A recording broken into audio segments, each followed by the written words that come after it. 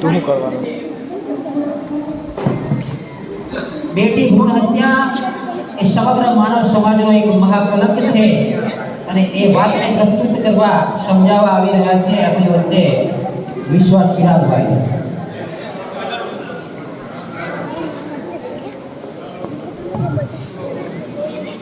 આજના ઉત્તર ગુજરાત મિત્ર મંડળ મિત્ર સ્નેહ મિલનમાં અત્રે ઉપસ્થિત ભાઈઓ તથા બહેનો નાના ભૂલકાઓનું હૃદયપૂર્વક હાર્દિક સ્વાગત કરું છું.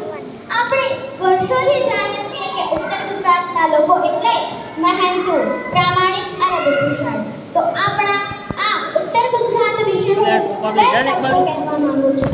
જ્યાં જ્યાં વસે એક ગુજરાતી ત્યાં રહે હંમેશા ઉત્તર ગુજરાત.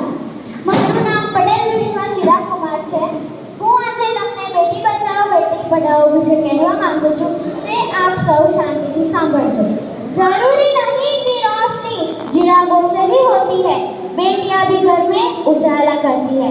बेटी बचाओ बेटी पढ़ाओ આ એક સરકારી યોજના છે જેને ભારતના વડાપ્રધાન શ્રી નરેન્દ્રભાઈ મોદીએ હરિયાણાના પાણીપતમાં 22મી જાન્યુઆરી 2015ના રોજ સફળતાપૂર્વક શરૂ કરી હતી.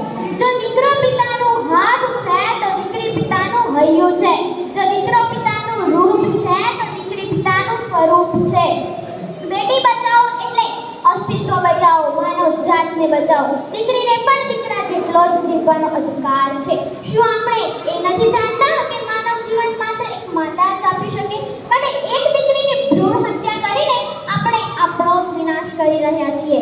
ઘર આંગણાની રોનક છે દીકરી, ઘર આંગણાની રોનક છે દીકરી, જીવનમાં ખીલેલું કમળ છે દીકરી, ક્યારેક સૂરજની મધુમય કિરણ છે દીકરી, ક્યારેક શીતળ છે દીકરી. તો કેમ પ્રતિબંધ એના જન્મ સાથે જે આપણી આવતીકાલ છે દીકરી, જે આપણી આવતીકાલ છે દીકરી.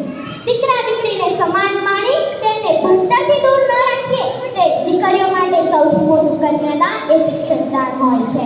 એ માર્ગ અપનાવવો જોઈએ. આપણી ભારતીય સંસ્કૃતિમાં ત્યાગ છે અને સમર્પણ છે. જો ત્યાગનું પાત્ર હોય તો તે માત્ર એક દીકરી છે. बड़े होते ही बेटे बाप की जमीन और मिलकत बांटता है, लेकिन बेटियां माँ बाप का दुख बांटती है.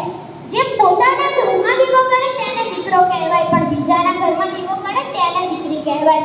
દીકરીનું જાણ કોના જાણે છે? બાપના, મોસાળના અને સાસરીના.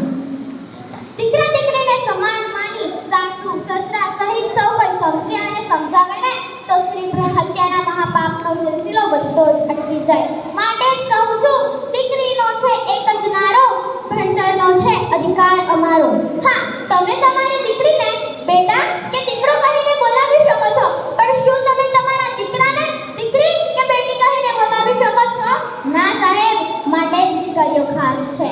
અંતમાં હું આપ સૌને એટલું જ કહેવા માંગુ છું કે મારો આ સંદેશ આપ બીજા સુધી પહોંચાડો તેવી મારી નમ્ર વિનંતી છે. બેટી બચાવો જીવન સજાવો, બેટી પઢાઓ ખુશહાલી बढ़ाओ. અસ્તુ જય જય.